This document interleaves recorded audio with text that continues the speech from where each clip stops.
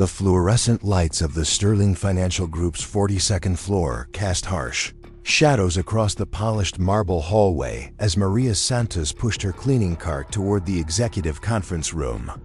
At 26, she had already weathered more storms than most people face in a lifetime, but nothing could have prepared her for what was about to unfold in the next 24 hours. Her weathered hands, prematurely aged from countless hours of scrubbing and sanitizing, gripped the cart handle as she paused outside the massive oak doors of Conference Room A, where the company's most important decisions were made daily. Before we jump back in, tell us where you're tuning in from. And if this story touches you, make sure you're subscribed, because tomorrow, I've saved something extra special for you. The digital clock on the wall read 11:47 p.m., and Maria should have been heading home to her cramped studio apartment in Queens, where her 8-month-old daughter Emma waited with Mrs. Chun, the elderly neighbor who watched her for a fraction of what proper childcare would cost. But tonight was different. Tonight, Sterling Financial was hosting their quarterly board meeting first thing in the morning, and every surface in that conference room needed to gleam under the scrutiny of the most powerful executives in the financial district. Maria's story was one of countless single mothers trying to make ends meet in one of the world's most expensive cities, but hers carried the additional weight of circumstances that would break most people. She had arrived in New York 3 years ago with nothing but a nursing degree from a small college in Ohio and dreams that seemed reasonable at the time. Those dreams had been systematically dismantled by a series of events that began with her ex-boyfriend David abandoning her the moment he learned about her pregnancy, followed by her inability to find work in her field due to gaps in her resume and lack of local references. The cleaning job at Sterling Financial paid barely above minimum wage, but it came with the precious commodity of flexible hours that allowed her to work while Emma slept. Maria had become a master of efficiency, completing in 6 hours what most cleaners would take 8 to finish, all while maintaining the exacting standards that Sterling's executive floors demanded. Every night, she transformed from a struggling single mother into an invisible force that ensured the corporate machinery could function seamlessly when morning arrived. As she inserted her keycard into the conference room's electronic lock, Maria reflected on how invisible she had become in this world of power suits and million-dollar deals. The executives barely acknowledged her existence, treating her like a piece of equipment that happened to be necessary for their comfort. She had overheard conversations that could move markets, witnessed private moments of vulnerability from some of the city's most powerful figures, and observed the intricate dynamics that drove one of Wall Street's most successful firms, all while remaining as unnoticed as the furniture she polished. The conference room itself was a monument to corporate success, with floor-to-ceiling windows offering a breathtaking view of Manhattan's glittering skyline. A massive mahogany table dominated the center of the room, surrounded by leather chairs.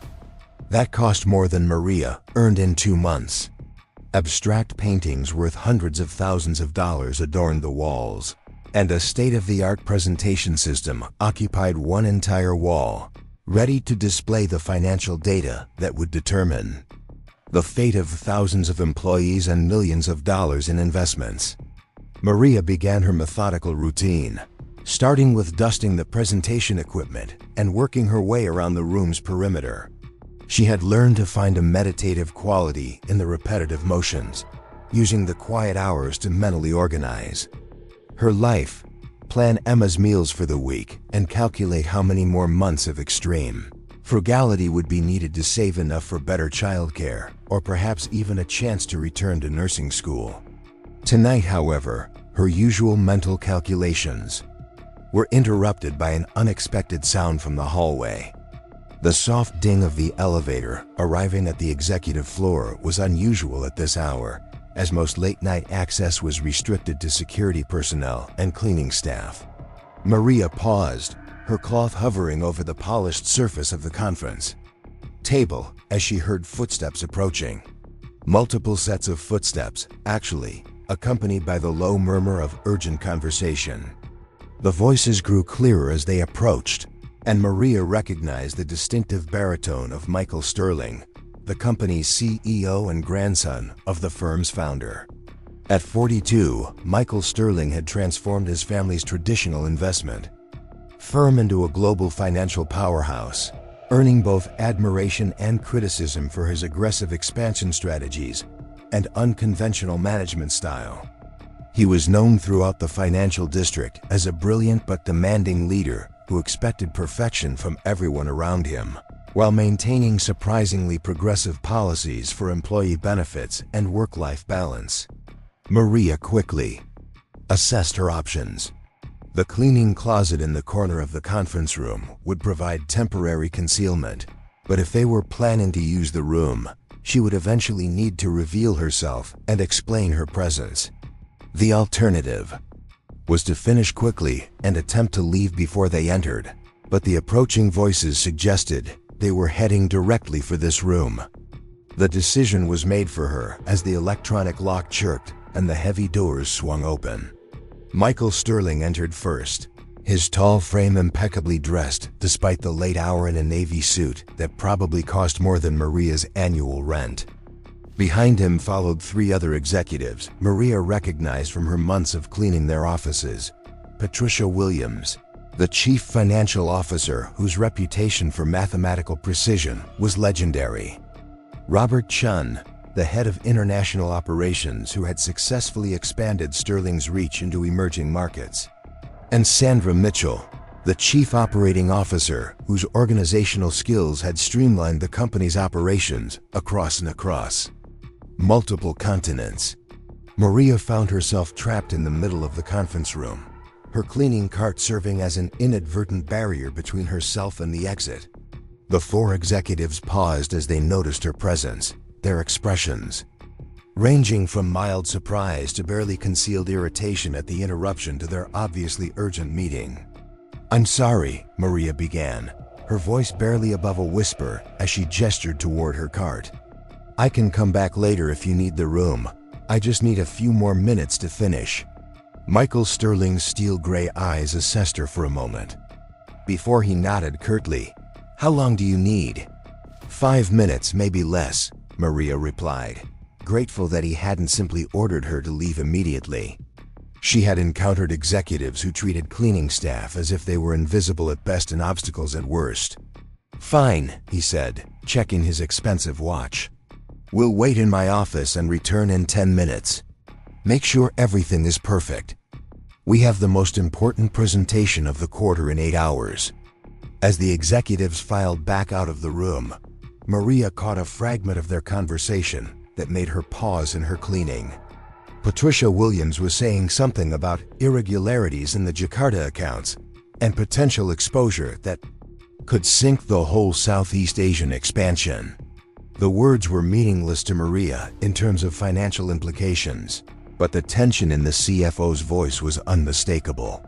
Maria redoubled her efforts, determined to complete her work quickly and avoid any further awkward encounters. She had learned over the months that her job security depended not just on the quality of her work, but on her ability to remain invisible and unobtrusive. In a world where executives' time was measured in thousands of dollars per minute, any disruption to their schedule could be grounds for immediate termination, regardless of the circumstances. As she polished the last section of the mahogany table, Maria's phone vibrated in her pocket. The screen displayed Mrs. Chun's number, which was unusual for this time of night. Preparing and narrating this story took us a lot of time, so if you are enjoying it, subscribe to our channel. It means a lot to us. Now back to the story. The elderly woman was typically asleep by 10 o'clock and would only call in case of an emergency involving Emma. Maria's heart rate accelerated as she answered the call, keeping her voice low despite being alone in the conference room. Mrs. Chun's heavily accented English came through the phone with obvious distress. Emma had developed a fever and was crying inconsolably. The neighbor had tried everything she could think of, but the baby seemed to be getting worse rather than better. The news hit Maria like a physical blow. Emma had been perfectly healthy when she left for work, showing no signs of illness beyond the mild fussiness that had become normal during her teething phase. A fever in an 8-month-old baby was not something that could wait until morning, especially if it was accompanied by excessive crying and other symptoms Mrs. Chen was describing. Maria found herself facing an impossible choice. Leaving work early would likely result in disciplinary action or termination, especially given the critical nature of tomorrow's board meeting and the executive's obvious stress about the conference room being perfect. But staying at work while her baby was potentially seriously ill was unthinkable from both a maternal and practical standpoint. The sound of approaching footsteps in the hallway forced a decision. Maria quickly assured Mrs. Chun that she would be home as soon as possible and ended the call just as the conference room doors opened again. The 4 executives returned, their expressions even more serious than when they had left. Michael Sterling noticed immediately that Maria was still present, her cleaning cart positioned near the door as if she was preparing to leave but hadn't quite managed to exit. His eyebrows rose slightly in question, and Maria realized she would need to explain her continued presence. "I'm just finishing up," she said quickly, beginning to maneuver her cart toward the door. "Everything should be ready for your meeting." But as she moved past the group of executives, her phone rang again. The ringtone, a simple melody that she had chosen specifically because it was quiet and unobtrusive, seemed deafeningly loud. In the tense atmosphere of the conference room, all 4 executives turned to look at her, their expressions ranging from impatience to outright annoyance. Maria fumbled for her phone, intending to silence it immediately, but the caller ID showed Mrs. Chun's number again. The elderly woman would not call back unless something was seriously wrong with Emma. The maternal instinct that had guided every decision for the past 8 months overrode her employment concerns, and Maria answered the call despite the inappropriate setting. Mrs. Chun's voice was even more panicked than before. Emma's fever had spiked, and she was showing signs that concerned the neighbor greatly. The baby was lethargic, refusing to drink her bottle, and making sounds that Mrs. Chun described as not normal crying. The elderly woman, despite her limited English, was clearly trying to convey that this was a medical emergency requiring immediate attention. Maria's world contracted to a single point of focus. Nothing else mattered except getting to her daughter and ensuring she received proper medical care. The conference room, the executives, her job, the financial implications of her actions all became secondary to the primal need to protect her child. "I have to go," Maria said to the room in general, not directing her words to any specific person, but making her intentions clear. "My baby is sick and I need to get her to a hospital." She moved toward the door with determination that surprised even herself, pushing her cleaning cart ahead of her as a kind of shield against any objections the executives might raise. But Michael Sterling's voice stopped her before she reached the exit. "Wait," he said, his tone softer than she had expected. "How sick is she?" Maria turned back, surprised by the question and the genuine concern she heard in his voice. "She has a high fever and isn't eating. My neighbor is worried enough to call twice in 10 minutes. Michael Sterling exchanged glances with his colleagues before stepping forward. "How old is your daughter?" 8 months, Maria replied, confused by the line of questioning but grateful that he wasn't immediately firing her for the disruption. The CEO's expression changed subtly, and Maria caught a glimpse of something beyond his corporate persona. For just a moment, he looked less like a powerful executive and more like a person who understood the gravity of a sick infant. "Patricia," he said to the CFO, "your sister is a pediatrician at Mount Sinai, isn't she?" Patricia Williams nodded, her earlier impatience replaced by professional concern. "Dr. Rebecca Williams, she heads the pediatric emergency department." Michael Sterling pulled out his phone and began dialing before addressing Maria again. "What's your name?" "Maria Santos," she replied. still processing the unexpected turn in the conversation. "Maria, I'm calling ahead to Mount Sinai. They'll be expecting you. And Dr. Williams will personally examine your daughter." He paused. As someone answered his call, then began speaking in the authoritative tone that had built a financial empire. "This is Michael Sterling. I need to speak with Dr. Rebecca Williams immediately.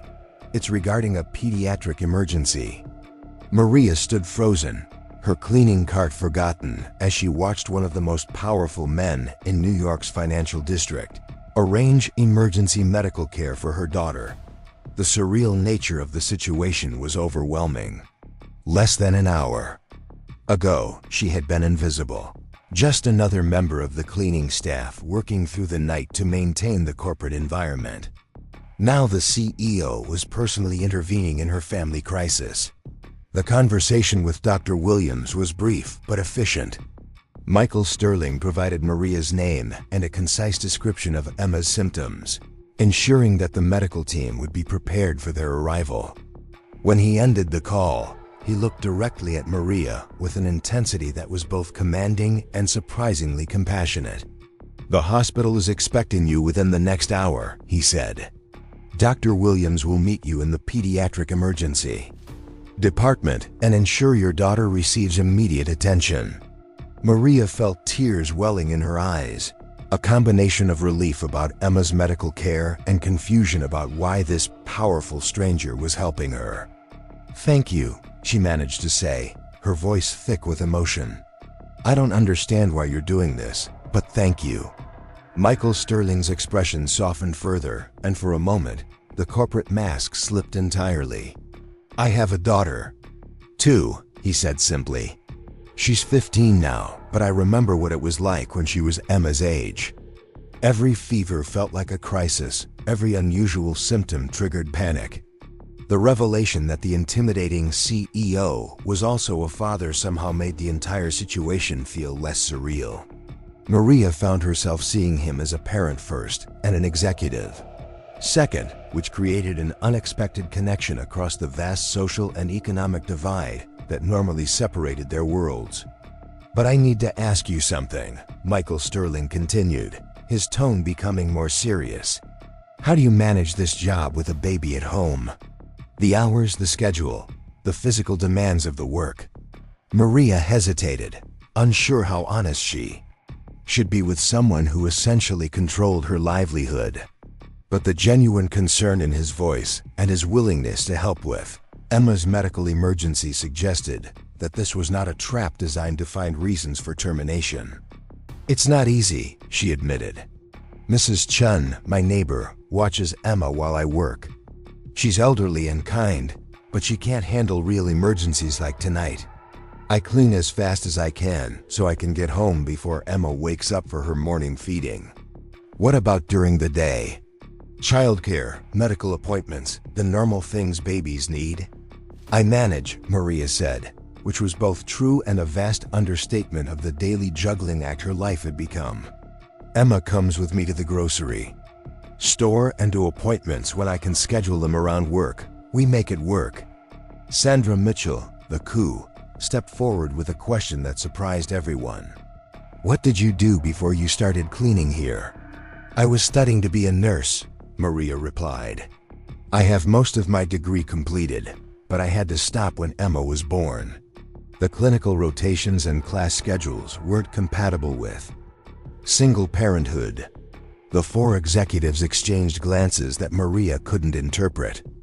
There was clearly some kind of silent communication happening, the type that develops between colleagues who have worked together for years and can read each other's expressions and body language. "Go to the hospital," Michael Sterling said finally. "Take care of your daughter.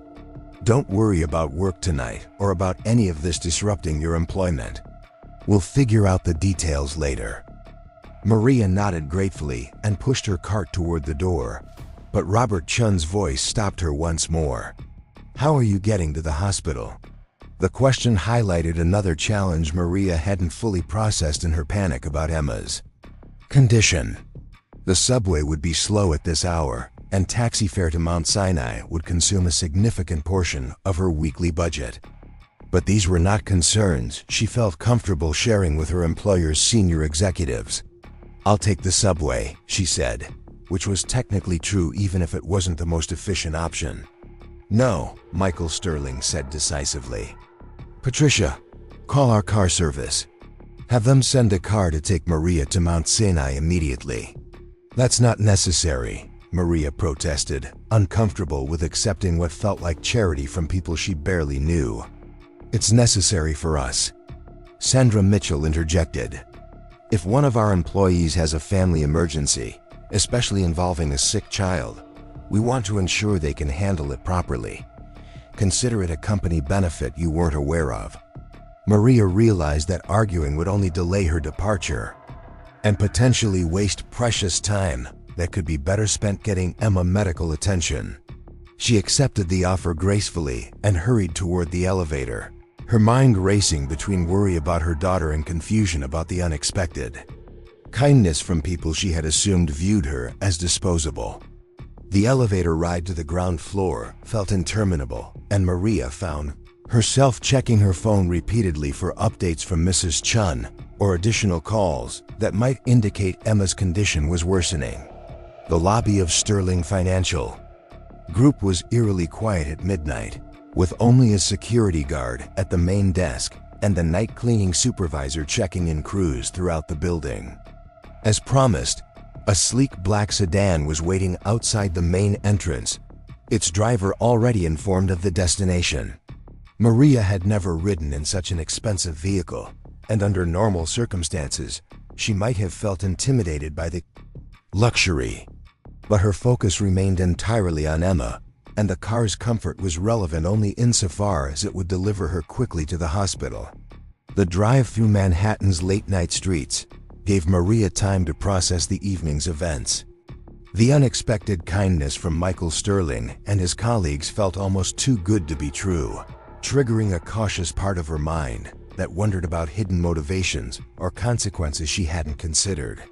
In her experience, powerful people rarely helped others without expecting something in return, and she couldn't imagine what value she might provide to executives who dealt in millions of dollars daily.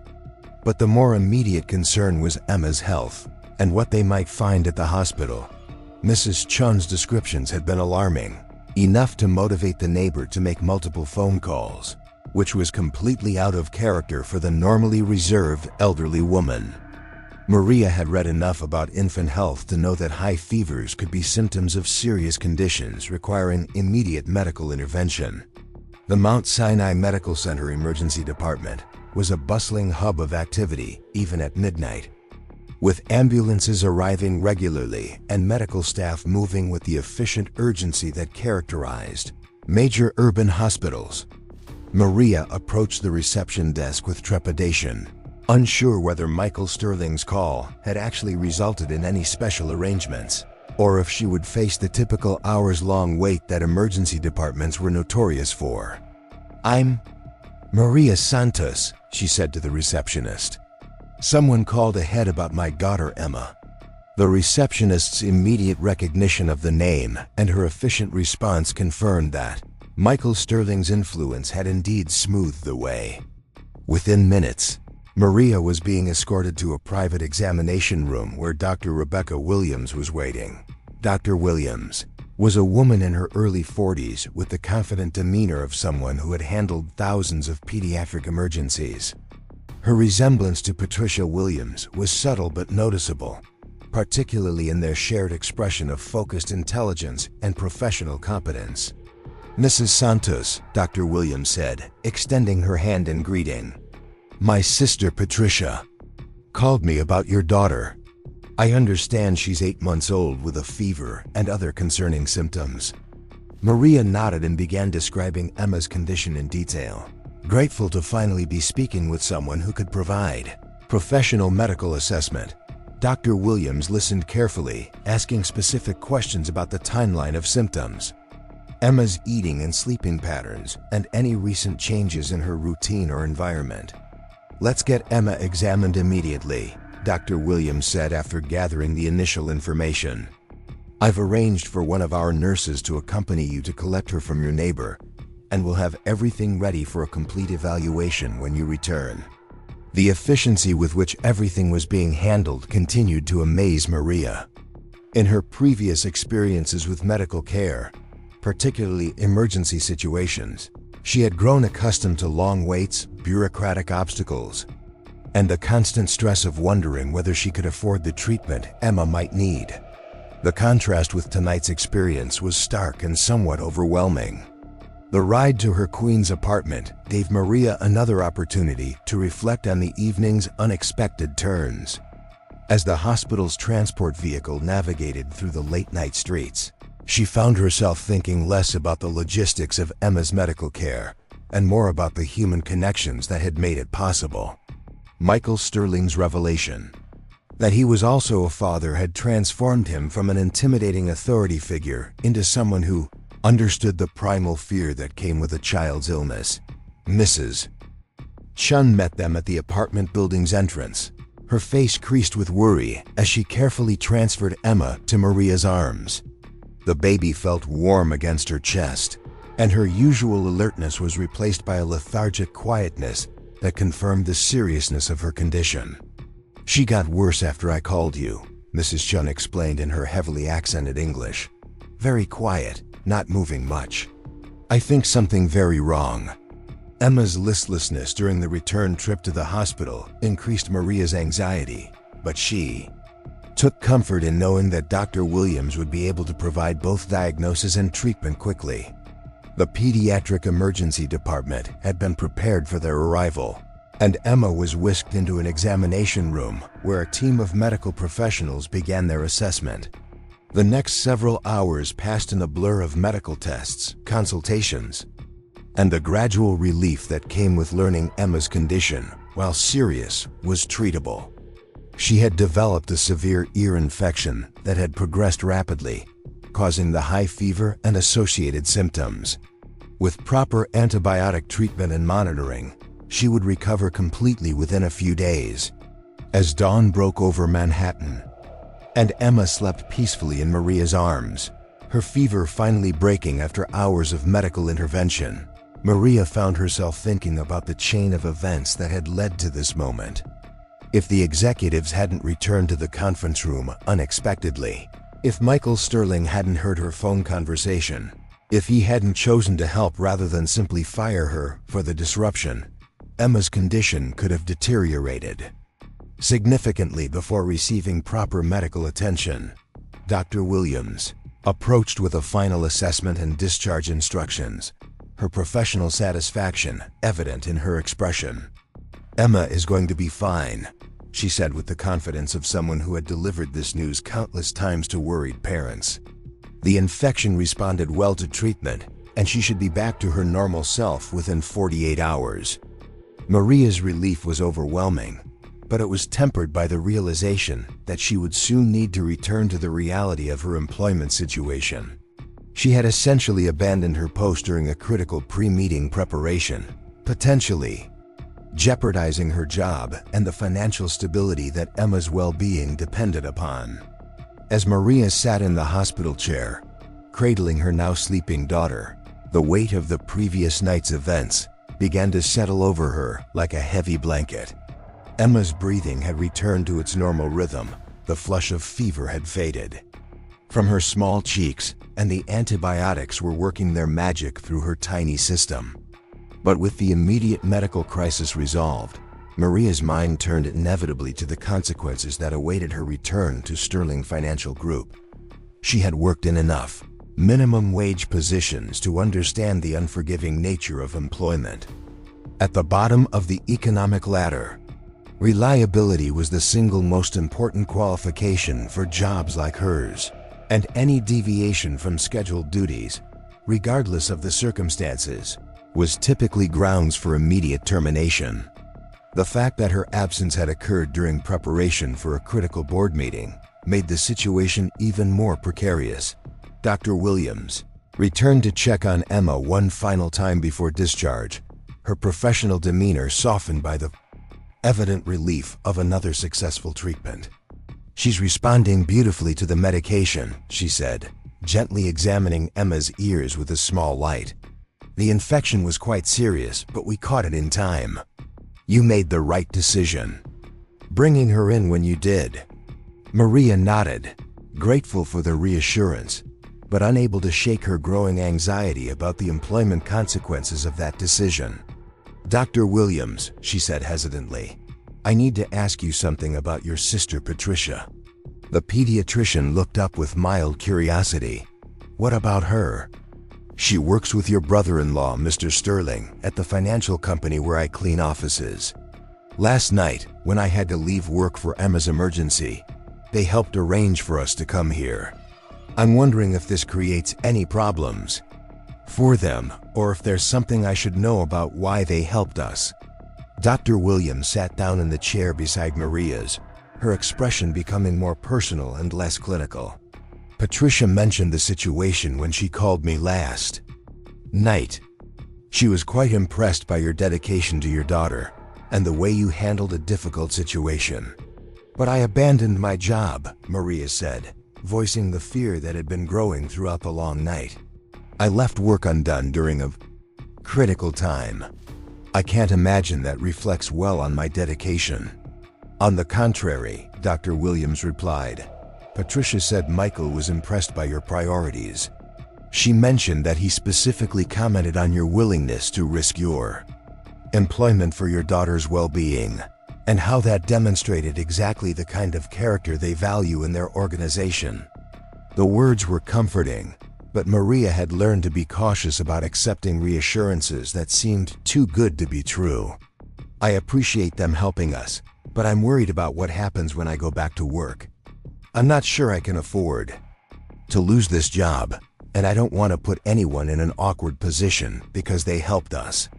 Dr. Williams stood and gathered her medical notes, but her expression remained thoughtful. "Maria, can I give you some advice based on what I know about my sister's work environment?" Maria nodded eagerly, grateful for any insight into the corporate world that remained largely mysterious to her. Sterling Financial Group has a reputation for being different from most Wall Street firms. Michael Sterling inherited a company built on traditional values, but he's transformed it into something that prioritizes employee welfare alongside profit margins. They have policies and programs that most financial firms would consider too expensive or too complicated to implement.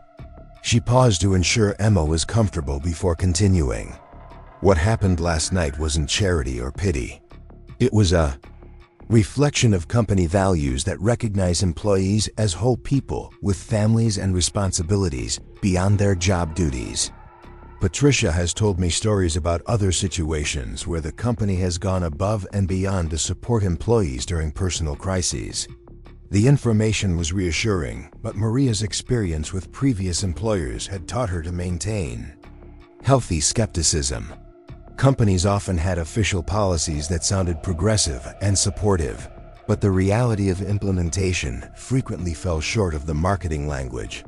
"I hope you're right," Maria said carefully, "but I still need to prepare for the possibility that this situation might not work out in my favor. I have to think about Emma's future and make sure I can continue providing for her, regardless of what happens with this job." Dr. Williams nodded approvingly. "That's exactly the kind of practical thinking that impressed Patricia last night. But I would encourage you not to assume the worst about people who have already demonstrated their willingness to help you."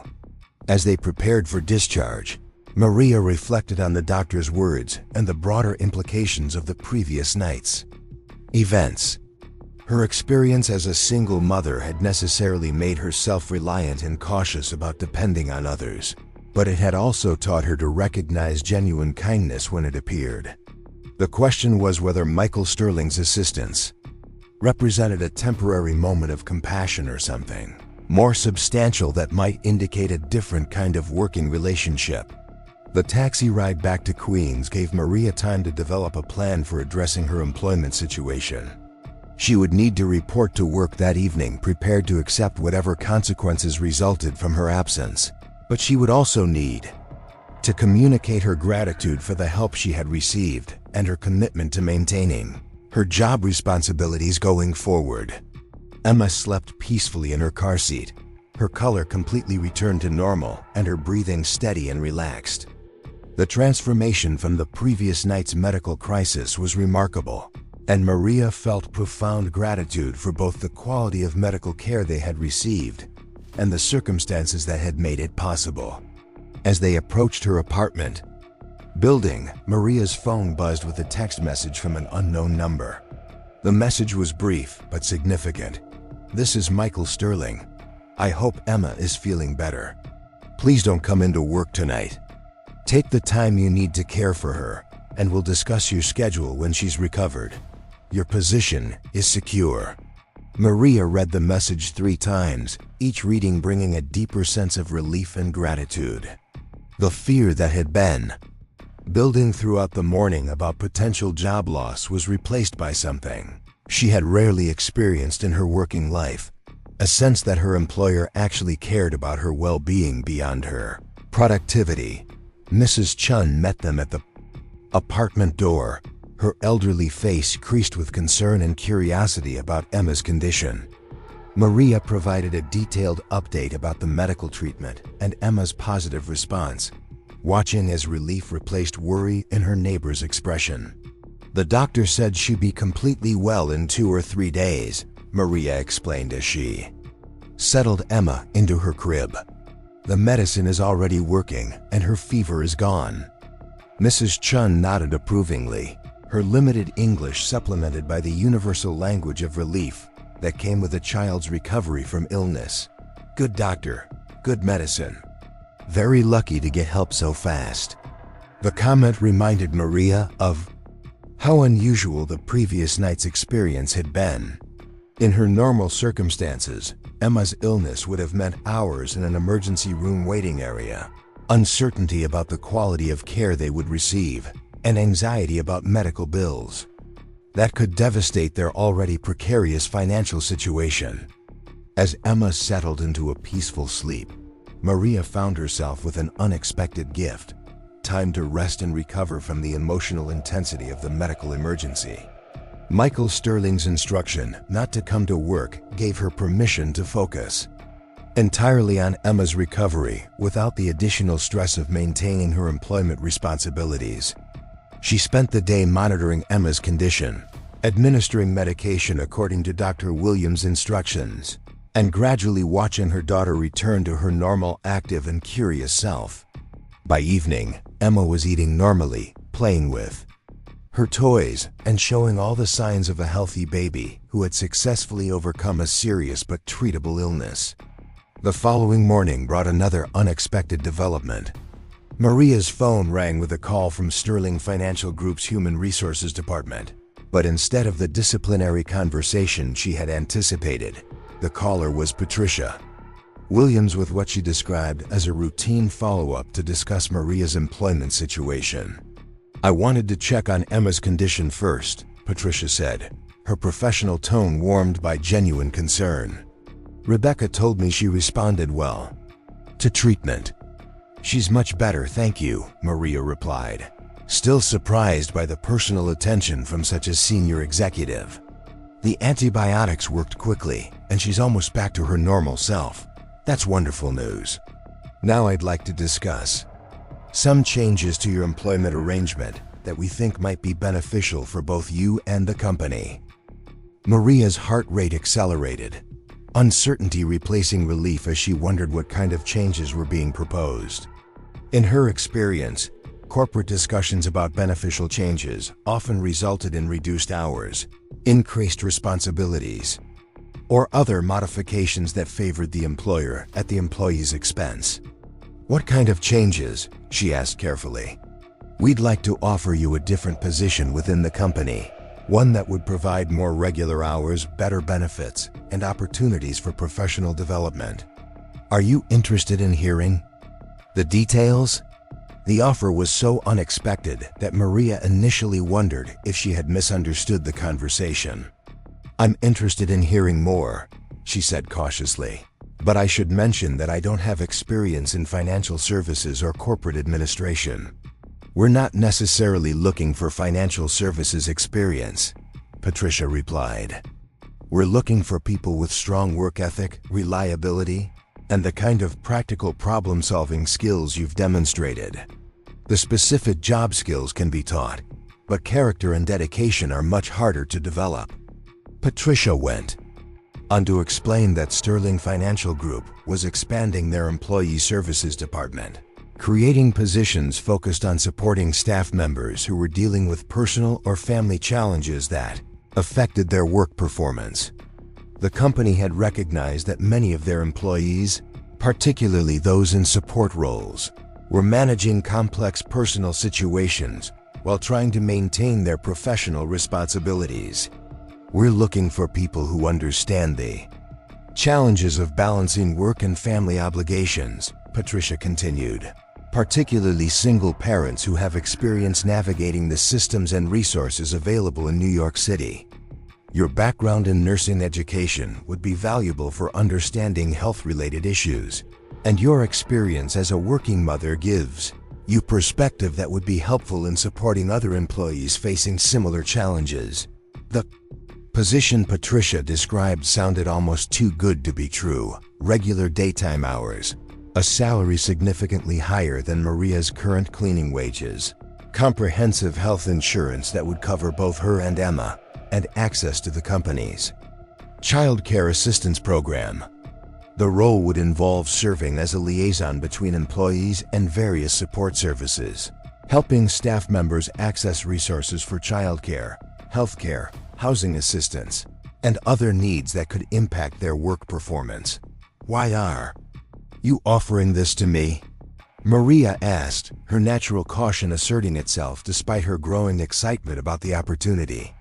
Because Monday night demonstrated exactly the kind of judgment and character we're looking for, Patricia replied.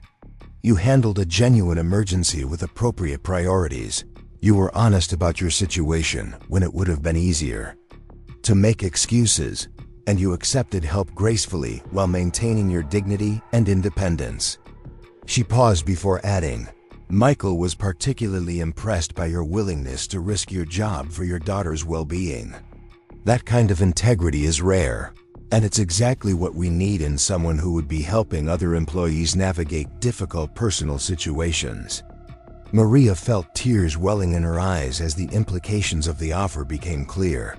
This wasn't just a better job.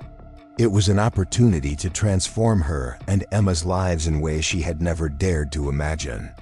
Regular hours would mean she could establish normal routines for Emma. Professional development opportunities might eventually allow her to complete her nursing degree, and the financial stability would eliminate the constant stress of choosing between necessities like food, childcare, and medical care. I would be honored to accept the position, she said, her voice thick with emotion. When would you like me to start? We'd like to give you the rest of this week to focus on Emma's recovery and arrange for childcare that works with your new schedule. Patricia replied, You can start Monday morning, and we'll spend the first few days getting you oriented to the company's employee assistance programs and introducing you to the staff members who work in related areas. As the conversation concluded, Maria found herself overwhelmed by gratitude and disbelief at the dramatic change in her circumstances. In the span of 3 days, her life had transformed from a daily struggle for survival into something approaching stability and hope for the future.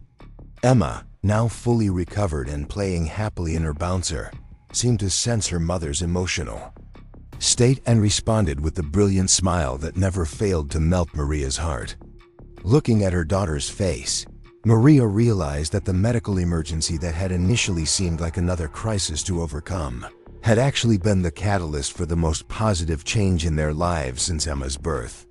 The irony was not lost on her that her willingness to risk everything for Emma's well-being had resulted in opportunities she never could have achieved through conventional job searching or career advancement. Sometimes, she reflected, doing the right thing for the right reasons opened doors that strategic planning and careful calculation could never access. As she prepared for what would be her final week as a night cleaner, Maria began to understand That Monday night's events had been about much more than a sick baby and a compassionate CEO. They had been Maria's first Monday morning as an employee services coordinator at Sterling Financial Group felt surreal as she stepped off the elevator onto the 10th floor, which housed the company's human resources and employee support departments.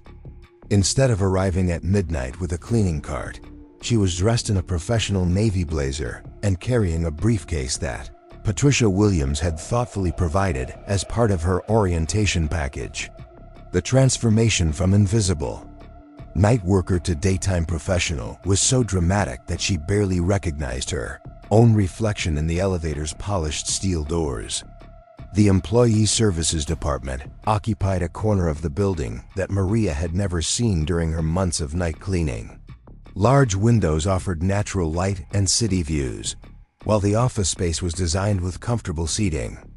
Areas and private consultation rooms that suggested a focus on personal interaction rather than corporate intimidation.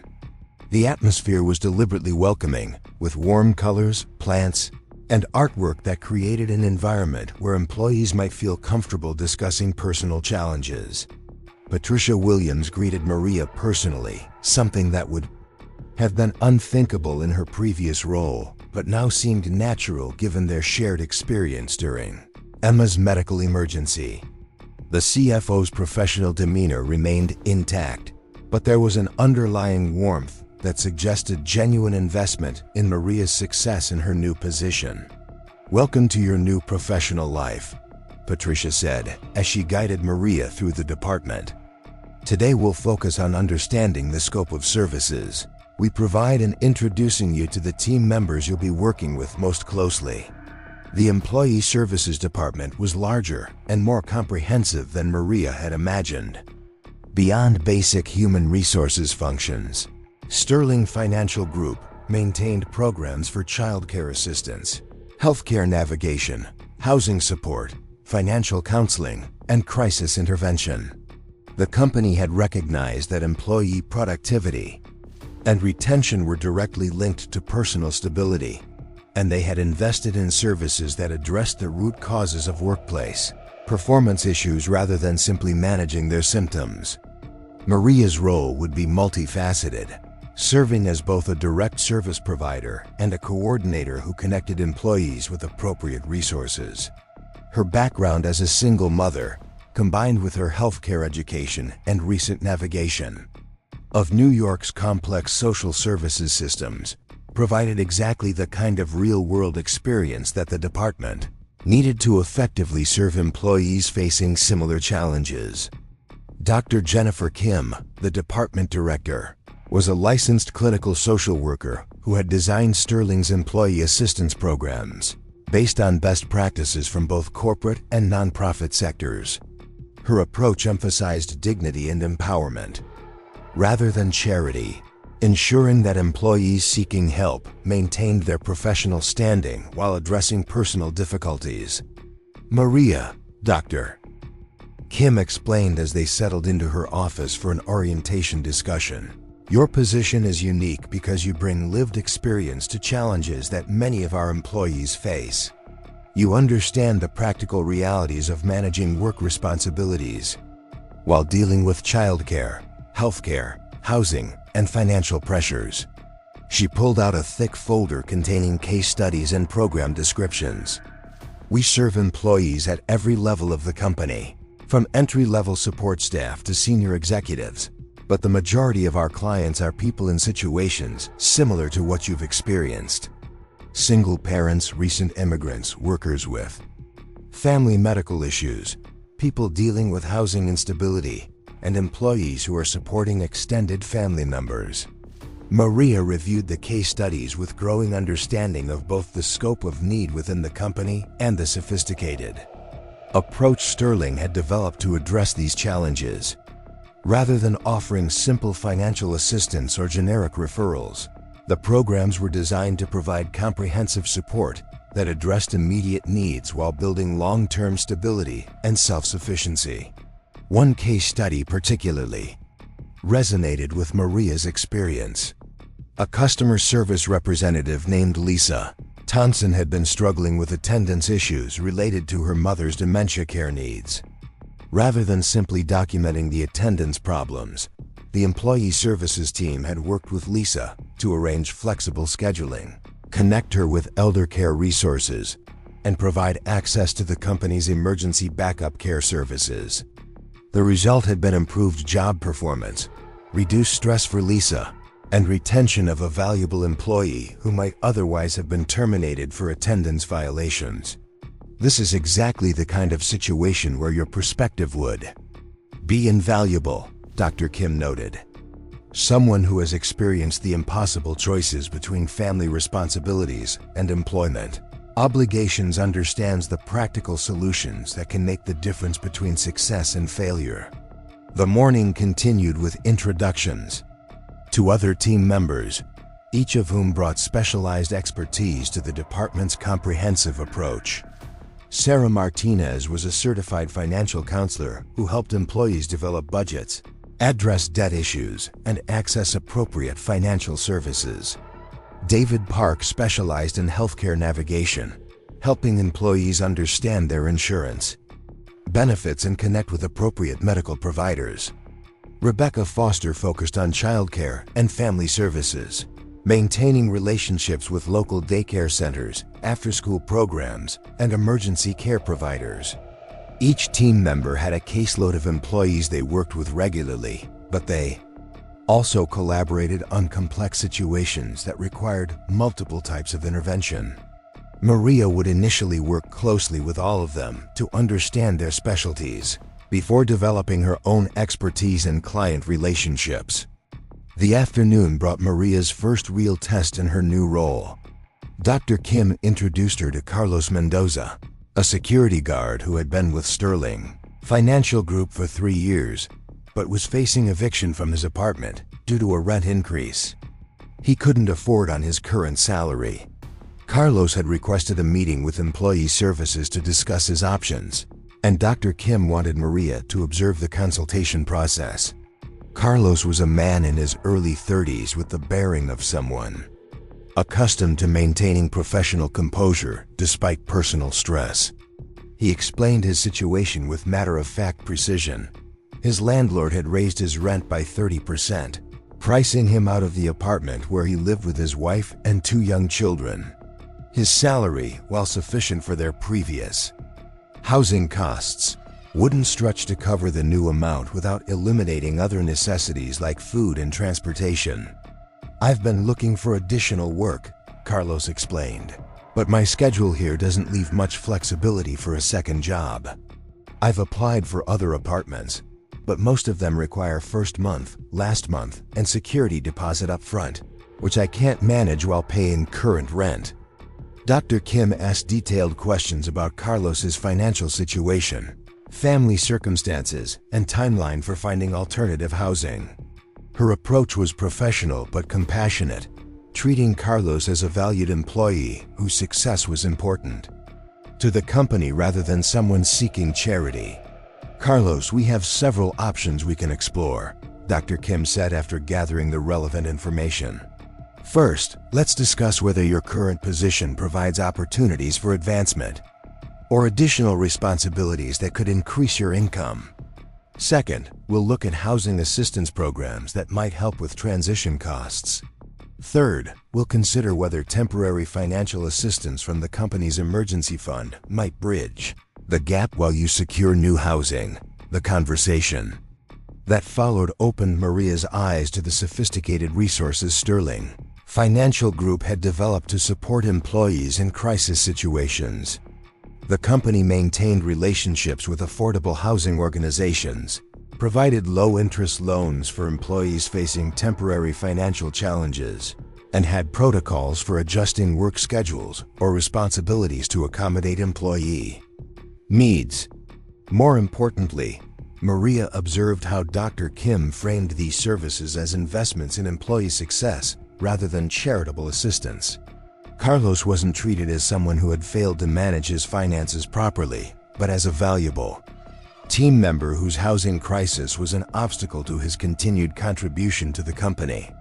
"Maria," Dr. Kim said after Carlos had left with a clear action plan and follow-up appointments scheduled. "What did you observe about that consultation that relates to your own experience?" Maria had been thinking about exactly that question.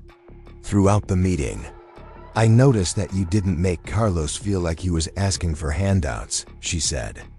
"You treated his housing crisis as a business problem that the company has an interest in solving, not a personal failure that he should be embarrassed about." Dr. Kim nodded approvingly. "That's exactly right. And why do you think that approach is more effective than traditional charitable assistance?" "Because it preserves dignity and focuses on solutions rather than blame," Maria replied.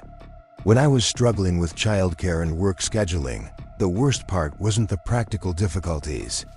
It was feeling like I was constantly apologizing for having needs that didn't fit neatly into standard employment expectations."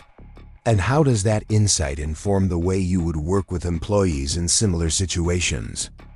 Maria considered the question carefully. "I think my role is to help people navigate systems and access resources without making them feel like they're imposing or asking for special treatment. Everyone deserves to have their basic needs met, while maintaining their professional dignity." The following weeks brought Maria deeper into the complexity and rewards of her new position. She worked with employees facing challenges ranging from immigration paperwork delays to children with special needs requiring specialized care arrangements. Each case was unique, but patterns emerged that helped Maria develop expertise in connecting people with appropriate resources and advocating for creative solutions to complex problems. One particularly challenging case involved Jennifer Walsh, a marketing assistant whose teenage son had been diagnosed with type 1 diabetes. Jennifer's health insurance covered the medical treatment, but the practical demands of managing a complex medical condition for a teenager were overwhelming her ability to maintain her work schedule. The boy required multiple daily blood sugar checks, insulin injections timed around meals and activities, and immediate medical attention if his glucose levels became unstable. Jennifer had been arriving late, leaving early, and taking frequent phone calls from her son's school when his blood sugar readings were concerning. Her supervisor had begun documenting these issues as performance problems, not understanding the medical necessity behind Jennifer's schedule disruptions.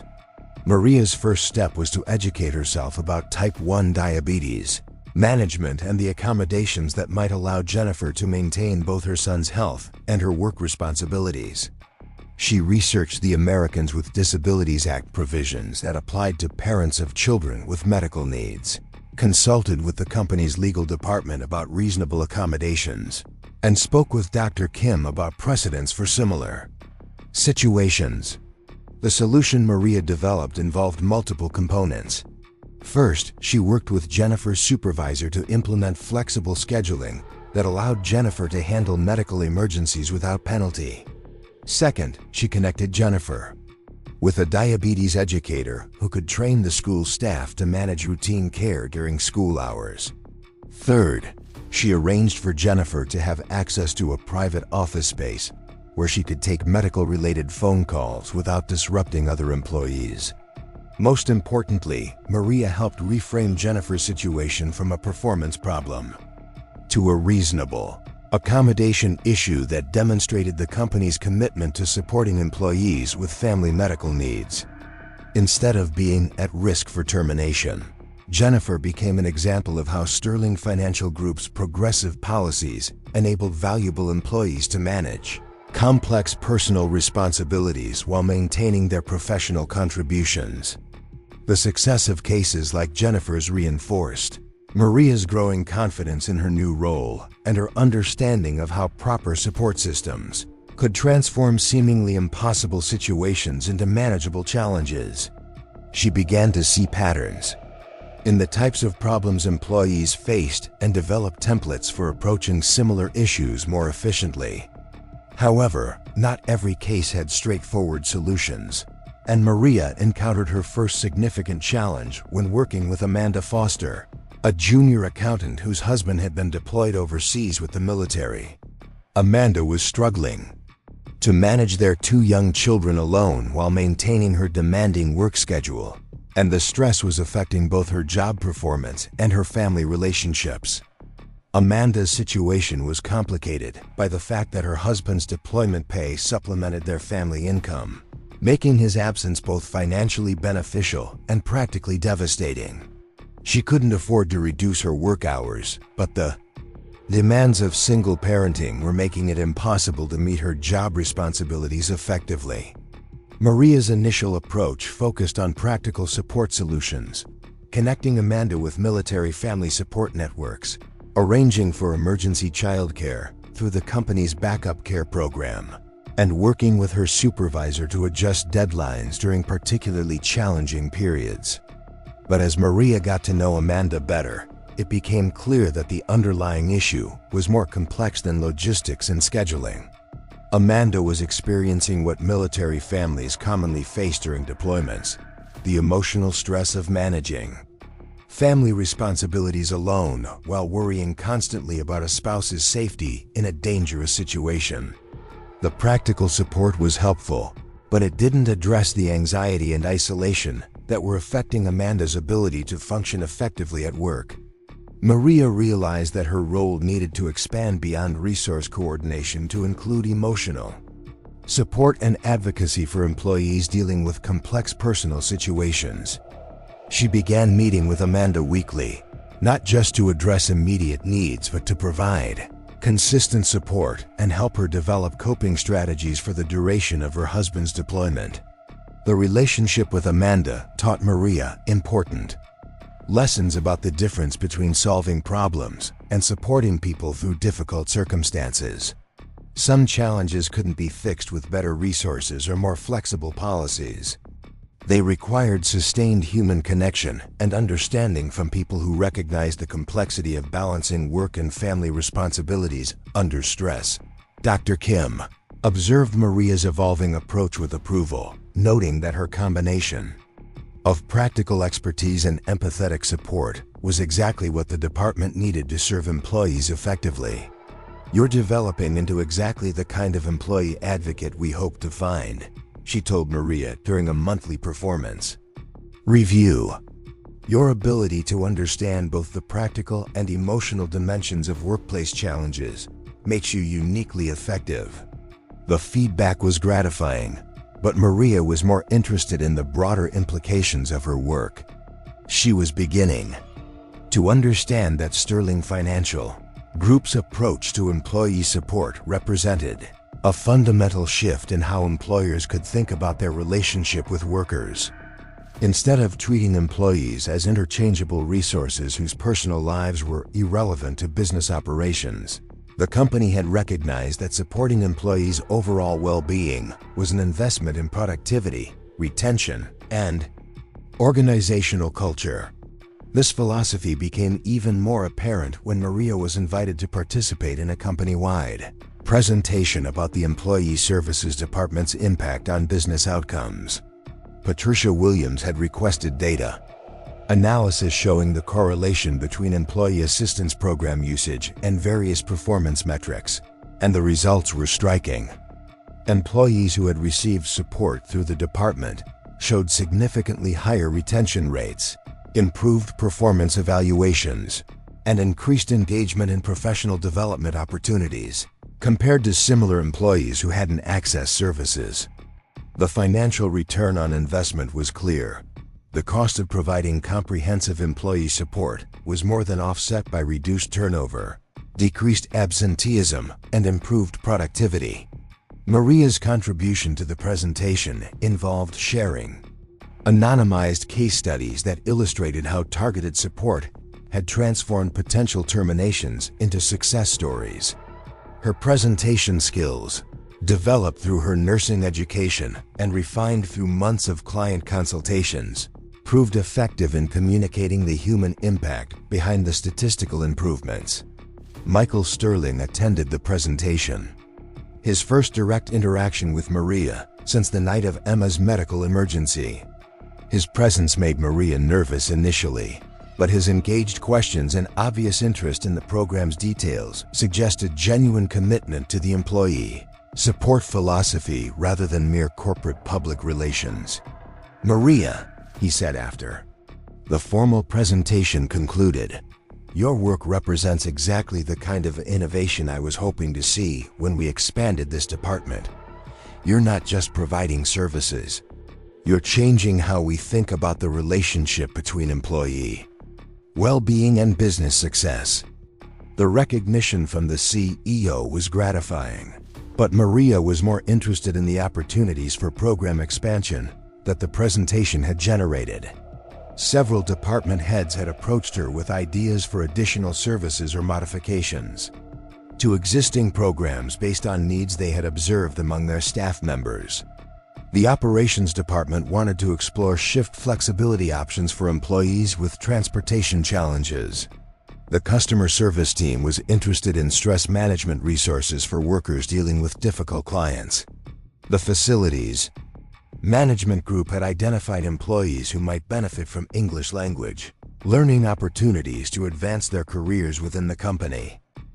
Each of these requests represented opportunities to expand the reach and impact of employee support services, but they also highlighted the complexity of addressing diverse needs across a large organization.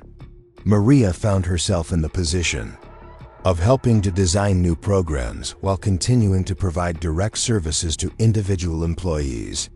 The challenge of balancing program development with client services became more acute when Maria was assigned to work with one of the most complex cases the department had encountered. Thomas Chun, a senior analyst in the international division, had been struggling with performance issues that his supervisor attributed to lack of focus and declining analytical skills. However, Dr. Kim suspected that underlying personal issues might be affecting Thomas's work performance. Initial conversations with Thomas revealed a complicated family situation involving his elderly parents, who had immigrated from Taiwan and were now requiring increasing levels of care and support. Thomas's father had developed early-stage dementia, while his mother was struggling with diabetes and mobility issues that made independent living increasingly difficult.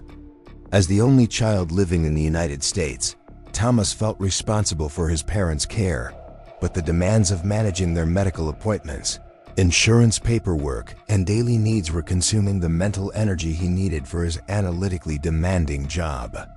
He was spending lunch hours on phone calls with doctors and insurance companies, staying late to complete work he couldn't focus on during regular hours, and using vacation days to accompany his parents to medical appointments. Thomas's situation required Maria to coordinate with multiple specialists both within and outside Sterling Financial Group. She worked with David Park to understand the complexities of Medicare and supplemental insurance coverage for Thomas's parents. She consulted with Sarah Martinez about financial planning for long-term care needs. She collaborated with Dr. Kim to assess whether Thomas might benefit from counseling support to manage the stress of his caregiving responsibilities. Most importantly, Maria worked with Thomas's supervisor to reframe his performance issues as accommodation needs rather than disciplinary problems. She helped develop a flexible schedule that allowed Thomas to handle family medical emergencies without penalty, arranged for him to work from home when necessary to provide care, and ensured that his supervisor understood the temporary nature of the accommodation while his parents transitioned to appropriate care arrangements. The process of supporting Thomas through his family crisis taught Maria important lessons about the intersection of cultural expectations, family obligations, and workplace performance. Thomas's sense of responsibility for his parents' care was both a personal value and a cultural norm that couldn't be separated from his professional identity. Supporting him effectively required understanding and respecting these cultural dimensions while finding practical solutions that met both family and work needs. The successful resolution of Thomas's situation involved connecting his parents with culturally appropriate elder care services, arranging for professional care coordination that reduced the administrative burden on Thomas, and implementing workplace accommodations that allowed him to meet his family obligations without sacrificing his career advancement. Within 3 months, Thomas's work performance had returned to its previous high level, and he had become an advocate for expanding the company's elder care support resources. The Thomas Chun case became a model for how employee services could address complex cultural and generational issues that affected workplace performance. Maria's success in navigating the cultural dimensions of the situation led to her being assigned as the primary coordinator for employees dealing with similar challenges, particularly those involving immigrant families and intergenerational caregiving responsibilities.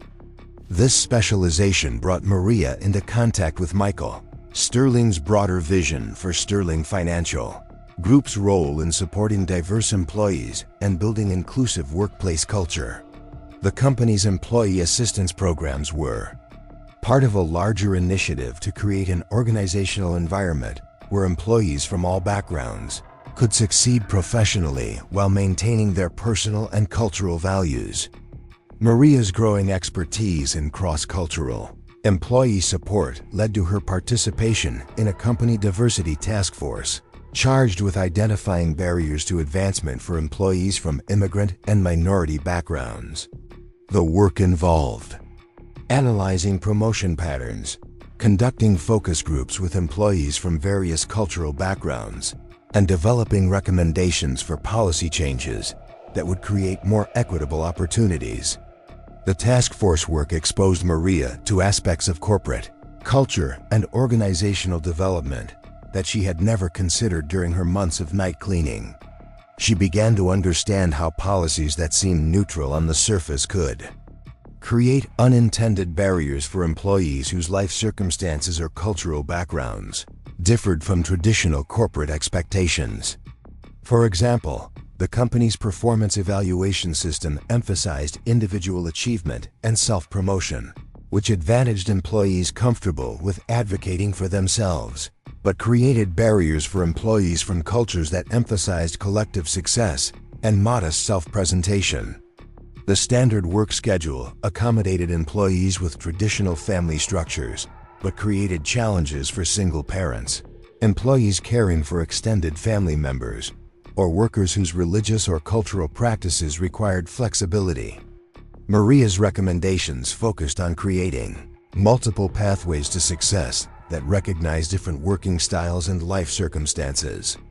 She proposed mentorship programs that would help employees from diverse backgrounds navigate corporate culture, flexible performance metrics that valued team contribution alongside individual achievement, and schedule options that accommodated various family and cultural obligations. The task force's recommendations were well received by senior leadership, but implementing them required changes to fundamental HR policies and management practices throughout the organization. Maria found herself transitioning from direct service provider to organizational change agent, working with department heads to modify their approaches to employee evaluation, promotion, and support. The expanded role brought new challenges and responsibilities that sometimes felt overwhelming. Maria was simultaneously managing a caseload of individual employees requiring support services, developing new programs to address emerging needs, and participating in organizational change initiatives that affected company-wide policies. The scope of her influence had grown far beyond what she had imagined when she first accepted the Employee Services Coordinator position. However, the increased responsibilities also brought opportunities for professional development that Maria had never expected to access. Sterling Financial Group provided training in organizational development, program evaluation, and diversity and inclusion best practices. The company supported her attendance at professional conferences and workshops that expanded her knowledge of employee assistance program design and implementation. Most significantly, Patricia Williams approached Maria about the possibility of completing her nursing degree through the company's educational assistance program. The conversation took place during one of their regular check-ins about Maria's professional development and career goals. "Maria," Patricia said, "your work over the past year has demonstrated exceptional capability in program development and client services. But I know that completing your nursing degree was an important goal before life circumstances forced you to postpone your education." She pulled out a folder containing information about accelerated nursing programs designed for working adults, along with details about Sterling Financial Group's educational assistance benefits. "We'd like to support you in completing your degree, both because it aligns with your personal goals and because the additional healthcare knowledge would enhance your effectiveness in your current role." The educational assistance program was more comprehensive than Maria had realized. The company would cover tuition costs for employees pursuing degrees related to their work responsibilities, provide flexible scheduling to accommodate class attendance, and offer study leave during examination periods. For employees in Maria's position, completing a nursing degree would qualify them for advancement to senior coordinator roles with additional responsibilities and higher compensation.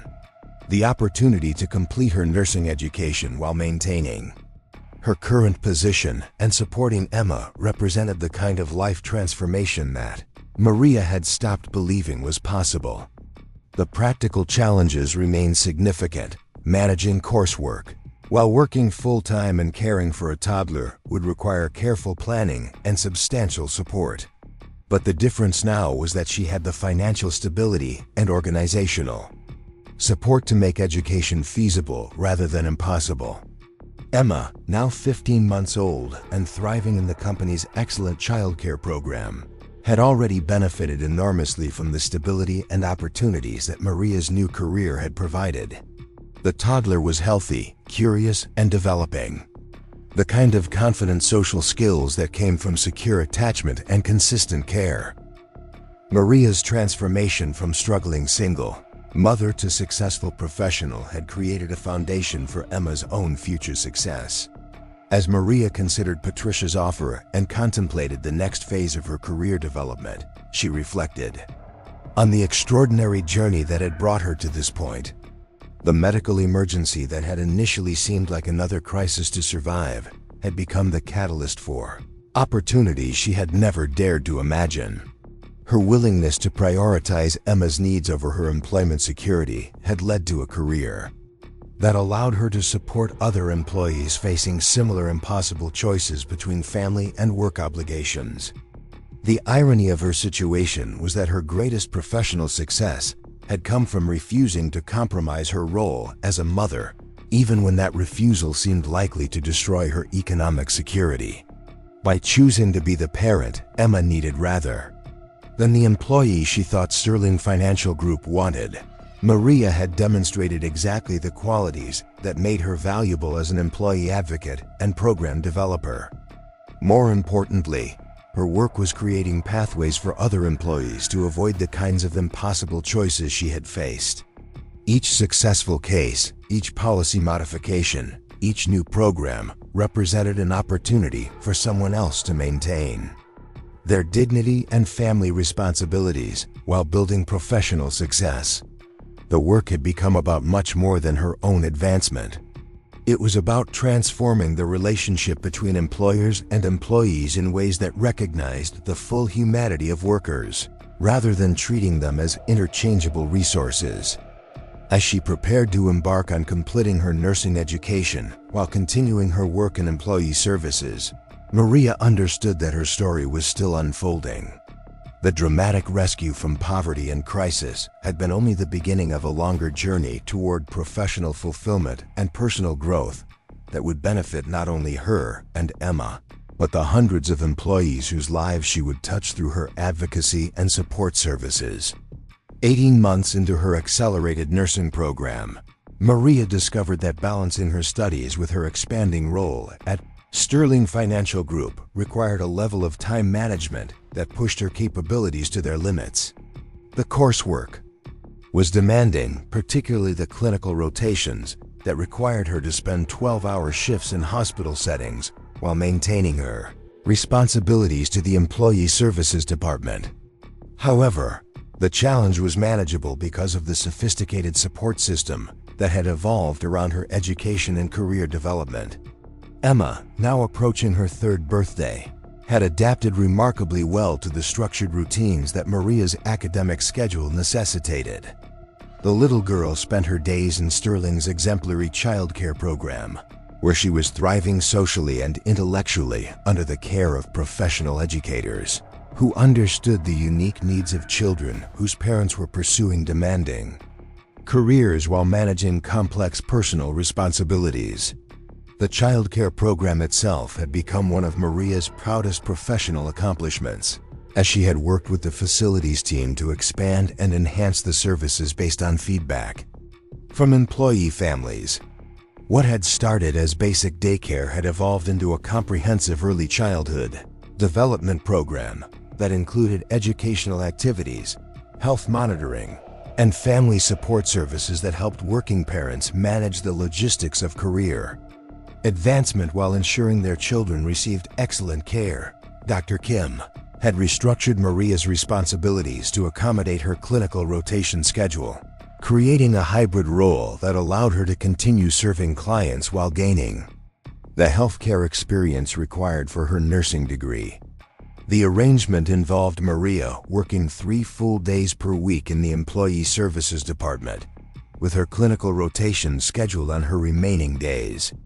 The flexibility required coordination between multiple departments, but the investment in Maria's education was seen as beneficial for both her professional development and the company's long-term goals. The clinical experience was providing Maria with medical knowledge that enhanced her effectiveness in supporting employees with health-related challenges, while her work experience was giving her insights into healthcare system navigation that proved valuable in her nursing education. The combination was creating a unique skill set that positioned her for advancement, opportunities that hadn't existed when she first joined the company. During one particularly challenging week when Maria was completing a rotation in the pediatric intensive care unit while managing a complex employee case involving workplace injury recovery, she received an unexpected visit from Michael Sterling. The CEO had requested a meeting to discuss what he described as a significant opportunity that had emerged from Maria's dual expertise in employee services and healthcare. The meeting took place in Michael's office, the same space where Maria had first learned about the job opportunity that had transformed her life. However, the power dynamic had shifted considerably since that initial encounter. Maria now entered as a respected professional whose opinions were valued and whose expertise was recognized throughout the organization. "Maria," Michael began, "I've been following your progress through the nursing program and observing the enhanced effectiveness you've brought to employee services through your expanding healthcare knowledge.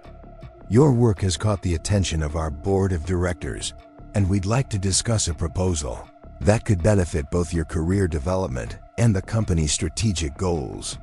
He explained that Sterling Financial Group was considering establishing an on-site medical clinic that would provide basic healthcare services to employees and their families. The concept had emerged from analysis showing that a significant percentage of employee absences were related to minor medical issues that required time-consuming visits to external healthcare providers. By offering convenient on-site care for routine needs, the company could improve employee satisfaction while reducing the productivity losses associated with medical appointments. "We're looking for someone to lead the development and operation of this clinic," Michael continued. "The position would require completion of your nursing degree, additional training in occupational health, and probably a master's degree in healthcare administration. But it would also represent a unique opportunity to design a healthcare delivery system from the ground up, incorporating everything you've learned about employee needs and effective service delivery." The proposal was both exciting and daunting.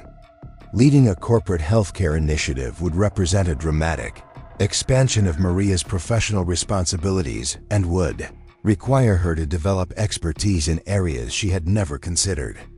However, it would also allow her to combine her passion for direct patient care with her experience in employee advocacy and program development. "What kind of timeline are you envisioning for this development?" Maria asked, recognizing that the scope of preparation required would significantly extend her educational commitments. "We're thinking about a 3-year development phase," Michael replied. "The first year would focus on completing your current nursing program and gaining additional clinical experience. The second year would involve specialized training in occupational health and beginning work on a master's degree.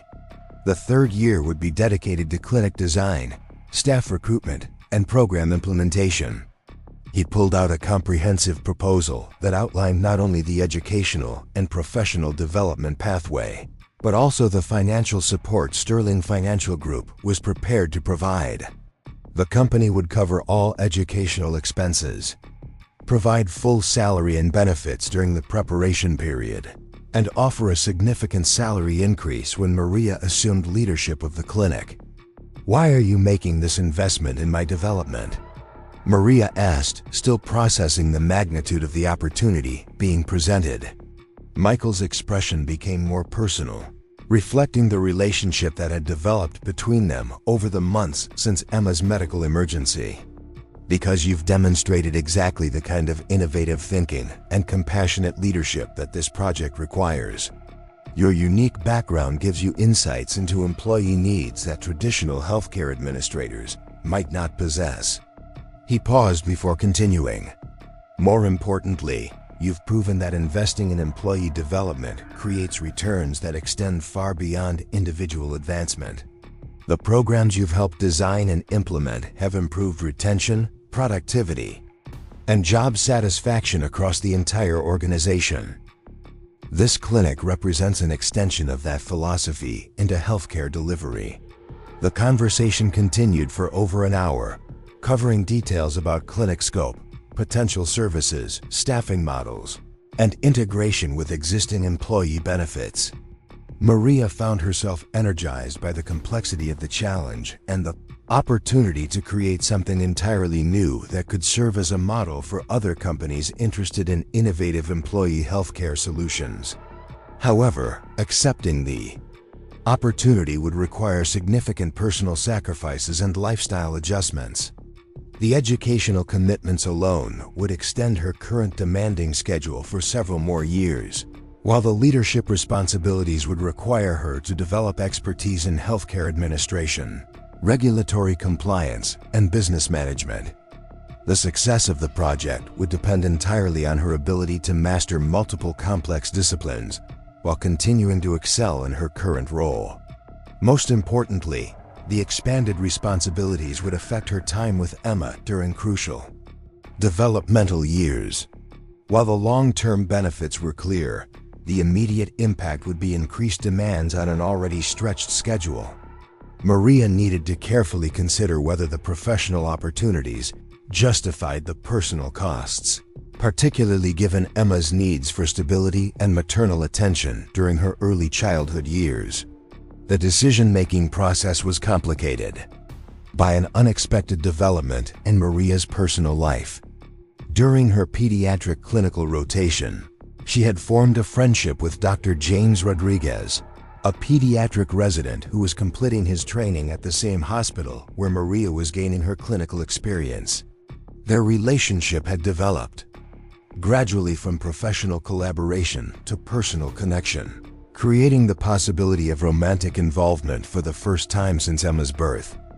James was aware of Maria's situation as a single mother pursuing a demanding educational and career path, and he had expressed admiration for her dedication to both professional advancement and parenting responsibilities. His own background, as the son of immigrant parents who had worked multiple jobs to support his medical education, gave him understanding of the sacrifices required to achieve upward mobility while maintaining family obligations. The developing relationship with James introduced new considerations into Maria's decision about the clinic leadership opportunity. A serious romantic relationship would potentially provide additional support for managing her expanded responsibilities, but it would also add another layer of complexity to an already demanding lifestyle. Moreover, The success of any relationship would depend on James's understanding and acceptance of Maria's career ambitions and the time commitments they required. Maria's conversation with James about the clinic opportunity revealed both his supportive nature and his own career concerns. As a pediatric resident planning to establish his own practice, James understood the demands of healthcare, leadership, and the importance of seizing opportunities for professional advancement. However, he also recognized that accepting the clinic position would likely limit Maria's availability for relationship development during the critical early stages of their potential partnership. Maria, James said during one of their rare, free evenings together, this opportunity represents everything you've worked toward. The combination of nursing, employee advocacy, and healthcare administration would position you for leadership roles that could impact thousands of people. You have to seriously consider accepting it, regardless of how it might affect our relationship. His encouragement was both supportive and realistic, acknowledging that Maria's professional development had to take priority over personal relationships, particularly given her responsibilities to Emma and her hard-won position at Sterling Financial Group. The conversation reinforced Maria's growing understanding that the people who would support her long-term success were those who recognized and valued her ambitions rather than seeing them as obstacles to personal relationships. After extensive consideration and consultation with mentors including Dr. Kim and Patricia Williams, Maria decided to accept the clinic leadership opportunity. The decision was based on her recognition that the position represented not just career advancement, but the opportunity to create innovative healthcare delivery systems that could serve as models for other organizations interested in supporting employee well-being comprehensively. The announcement of Maria's expanded role generated significant interest both within Sterling Financial Group and in the broader business community. The concept of an on-site employee clinic led by someone with Maria's unique background was novel enough to attract attention from healthcare, industry publications, and corporate wellness organizations. Maria found herself invited to speak at conferences and participate in research studies examining innovative approaches to employee healthcare. The external recognition was gratifying, but Maria remained focused on the practical challenges of developing the clinic while completing her nursing education and maintaining her current service responsibilities. The complexity of managing multiple, demanding roles required her to develop systems and support networks that went beyond what she had previously needed. Emma's adjustment to her mother's expanded schedule was smoother than Maria had anticipated, largely because of the stability and enrichment provided by Sterling's childcare program. The little girl had formed strong attachments to her caregivers and had developed friendships with other children whose parents were pursuing similarly demanding careers. The environment provided Emma with models of professional achievement while ensuring she received consistent, nurturing care during her mother's extended absences. Maria's successful completion of her nursing degree represented a milestone that was celebrated throughout Sterling Financial Group, as her achievement reflected the effectiveness of the company's educational support programs. The graduation ceremony was attended by colleagues from the Employee Services Department, senior executives including Michael Sterling and Patricia Williams, and even some of the employees Maria had assisted during her years in client services. Dr. Kim's speech at the graduation celebration emphasized how Maria's educational achievement represented more than individual advancement. Her success demonstrated the potential for creating pathways that allowed employees to pursue professional development while maintaining family responsibilities and contributing to organizational goals. The combination of academic excellence, practical application, and sustained high performance in her existing role had created a model for how companies could invest in employee development while achieving business objectives. The transition from nursing student to healthcare administrator required Maria to immediately begin her master's degree program, while taking on additional responsibilities related to clinic planning and development. The workload was intensive, but the relevance of her studies to her immediate professional responsibilities created synergies that made the educational process more efficient and engaging. The clinic development project required Maria to work with architects, medical equipment suppliers, regulatory agencies, and potential staff members to design a healthcare facility that would meet the diverse needs of Sterling's employee population. The planning process involved analyzing employee health data, conducting surveys about healthcare preferences and needs, and researching best practices in occupational health and corporate wellness programs. One of the most challenging aspects of the clinic development was determining the appropriate scope of services that would maximize employee benefit while maintaining financial viability. Maria's analysis revealed that Sterling's employees had significant unmet needs for preventive care, chronic disease management, and mental health services, but providing comprehensive services would require substantial investment in staff and equipment. The solution Maria developed involved a phased implementation approach that would begin with basic primary care services and expand gradually based on utilization, patterns, and employee feedback. The initial phase would focus on routine medical care, health screenings, and wellness education, with plans to add specialized services like physical therapy, mental health counseling, and chronic disease management as the program demonstrated its value. Recruiting qualified healthcare professionals for the clinic presented unique challenges, as the position required clinicians who could work effectively in a corporate environment while maintaining the clinical excellence expected in healthcare settings. Maria worked with medical staffing agencies and professional networks to identify nurses, physicians, and support staff who had experience in occupational health or corporate wellness programs. The most critical hire was a medical director who would provide clinical oversight and ensure that the clinic operated according to appropriate medical standards while integrating effectively with Sterling's existing employee services. After an extensive search process, Maria recruited Dr. Sarah Chun, a family medicine physician with experience in occupational health and a master's degree in public health.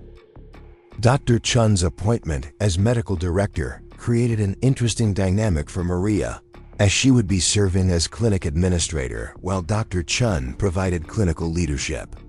The relationship required careful navigation to ensure that administrative and clinical priorities were aligned while respecting the professional expertise that each brought to the collaboration. The partnership between Maria and Dr. Chun proved to be highly effective, as their complementary skills and shared commitment to employee-centered healthcare created a foundation for innovative program development. Dr. Chen's medical expertise, combined with Maria's understanding of employee needs and organizational dynamics, enabled them to design services that were both clinically sound and practically relevant to Sterling's workforce. The clinic's opening was scheduled to coincide with the completion of Maria's master's degree in healthcare administration, creating a convergence of her educational achievement and professional advancement that represented the culmination of years of sustained effort and sacrifice. The timing was symbolic of how her academic and professional development had been integrated throughout her career advancement at Sterling Financial Group. However, the approaching clinic opening also brought unexpected challenges related to regulatory compliance and insurance coverage that threatened to delay the project despite months of careful planning. The complexity of operating a healthcare facility within a corporate environment involved navigating regulations from multiple agencies while ensuring that services were properly covered by employee insurance plans. Maria found herself working 18-hour days to resolve regulatory issues while completing her master's thesis and preparing for the clinic's operational launch. The intensity of the workload was sustainable only because of the support systems she had developed, including Emma's excellent childcare, James's assistance with personal responsibilities, and the collaborative relationship she had built with colleagues throughout Sterling Financial Group. The resolution of the regulatory challenges required Maria to demonstrate skills in negotiation, problem solving, and stakeholder management that went beyond her healthcare and employee services expertise. Working with Sterling's legal department, insurance providers, and regulatory agencies, she developed compliance protocols that satisfied all requirements while maintaining the clinic's intended focus on employee-centered care. The successful navigation of these complex challenges established Maria's reputation as someone who could manage sophisticated projects involving multiple stakeholders and competing priorities. Her ability to maintain focus on employee needs while addressing business and regulatory requirements demonstrated the kind of leadership that Sterling Financial Group valued for senior positions. The clinic's official opening was celebrated with a ribbon-cutting ceremony attended by Sterling's board of directors, local healthcare leaders, and representatives from business organizations interested in the corporate wellness model. The event received coverage in healthcare industry publications and local business media, establishing the clinic as an innovative example of employer-sponsored healthcare delivery. More importantly for Maria, the opening represented the realization of a vision that had evolved from her early experiences as a struggling single mother navigating healthcare systems while working multiple minimum wage jobs. The clinic embodied her understanding of how healthcare delivery could be reimagined to serve working families more effectively while supporting broader organizational goals. The initial months of clinic operation exceeded expectations in terms of both employee utilization and health outcomes. Employees appreciated the convenience of on-site care and the personalized attention that came from providers who understood their work environment and schedule constraints. The integration with existing employee services allowed for comprehensive support that addressed both medical needs and related issues like work accommodations and family care coordination. Dr. Chun's clinical leadership ensured that care quality met the highest medical standards, while Maria's administrative oversight maintained focus on employee satisfaction and organizational integration. The collaboration between medical and administrative leadership created a model that was attracting interest from other companies considering similar healthcare innovations.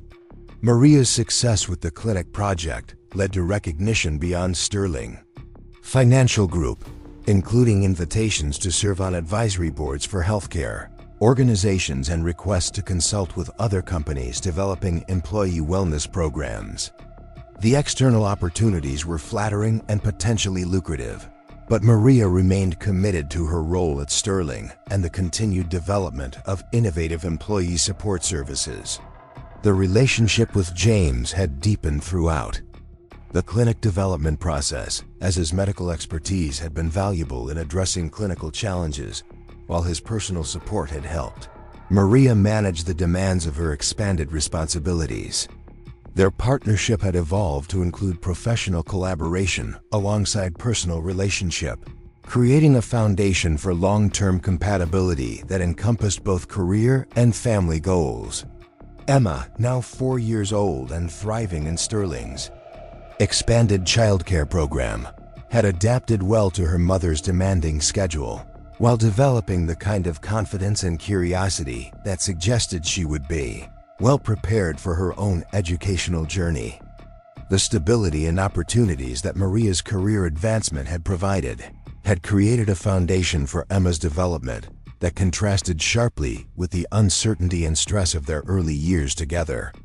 As Maria reflected on the journey from night cleaner to healthcare administrator, she recognized that her success had been built on a combination of personal determination, institutional support, and fortuitous circumstances that had aligned to create opportunities for advancement. However, the most important factor had been her willingness to prioritize long-term goals over immediate comfort, maintaining focus on Emma's well-being and her own professional development despite the sacrifices required. The clinic's success had established Maria as a leader in corporate healthcare innovation, but she understood that her influence extended beyond healthcare delivery to the broader question of how employers could support employee success while achieving business objectives.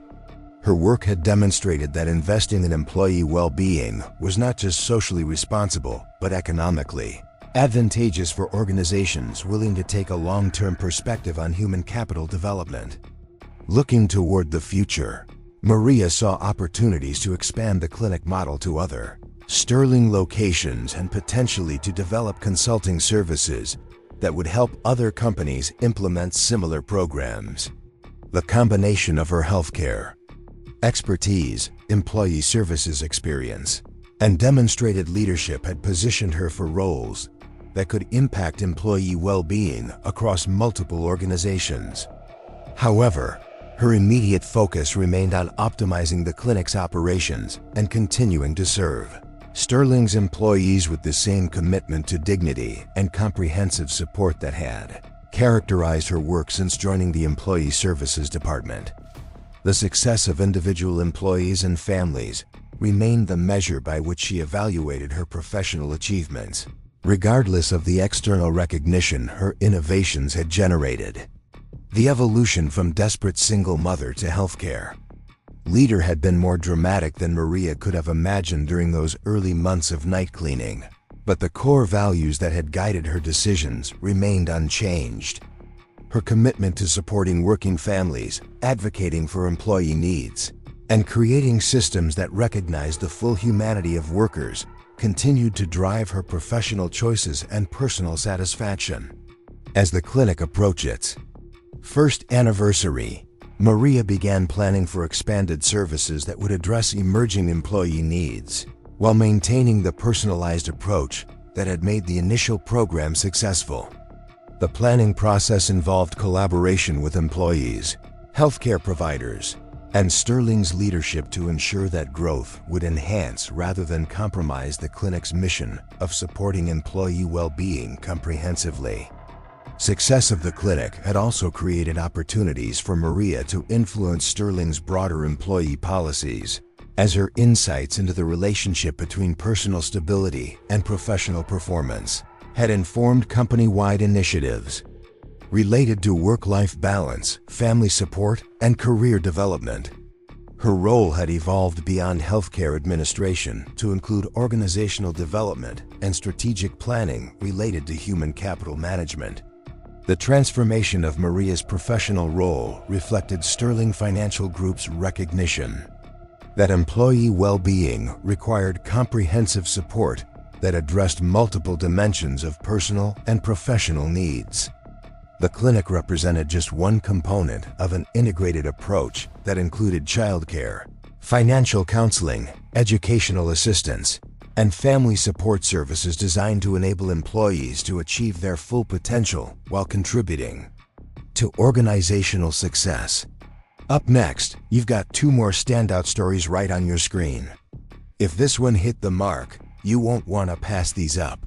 Just click and check them out.